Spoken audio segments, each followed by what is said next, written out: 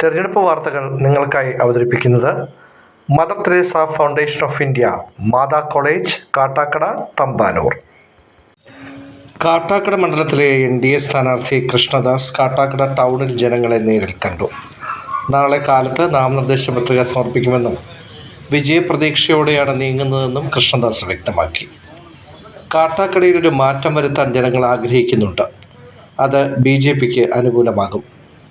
മികച്ച ഭൂരിപക്ഷത്തോടെ NDA വിജയിക്കുമെന്ന് ഉറപ്പുണ്ടെന്നും കൃഷ്ണദാസ് പറഞ്ഞു.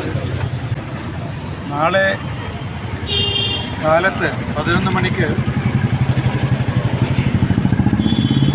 നാമനിർദ്ദേശ പത്രിക സമർപ്പിക്കുകയാണ്. വളരെ നല്ല ആത്മവിശ്വാസത്തോടും വിജയവിശ്വാസത്തോടും കൂടിയാണ് ഞാൻ നോമിനേഷൻ സമർപ്പിക്കുന്നത്.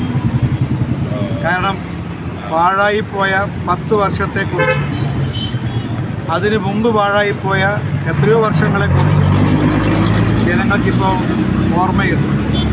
അപ്പോൾ ഇടതും വലതും ജനങ്ങളെ സംബന്ധിച്ച് മതിയായിരിക്കുന്നു.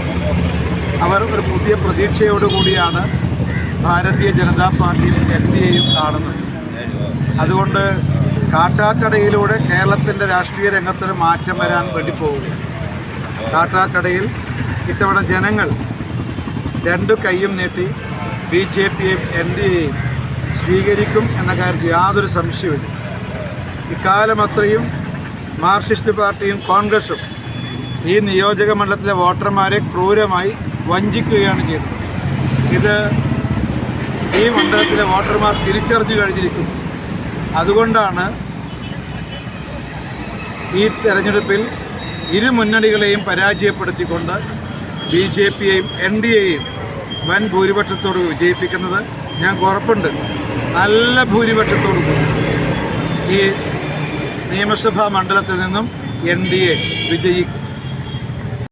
ഈ വാർത്തകൾ നിങ്ങൾക്കായി അവതരിപ്പിക്കുന്നത് mother Teresa foundation of India, Mata college, Kattakada.